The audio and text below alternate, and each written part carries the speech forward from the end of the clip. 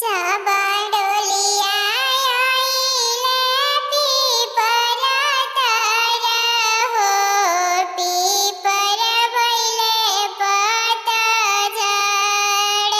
तब से दुलारी बेटी रोवतारी हो, छतिया फटेला हमार। तब से दुलारी बेटी रोवतारी हो, छतिया फटेला हमार। बेटी के आमा नयनवा डारे हो, बेटी जइहे दूर देश।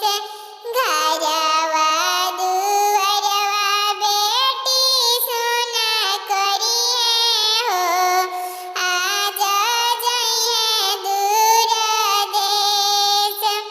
दुआरा से पापा आंगनवा आइनी हो, करी बेटी के पुकार।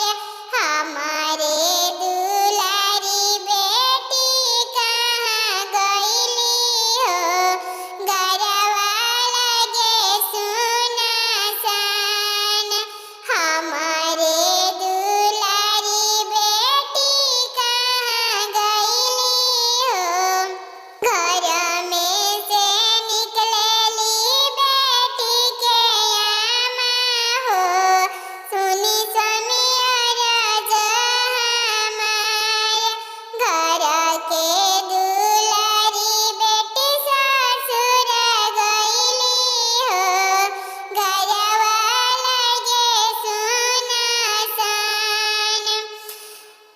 खेत खरिहनिया से चाचा आइनी हो, करी बेटी के पुकार। अपने घरवा के बेटी कहाँ गइली हो, घरवा लगे सुनसान।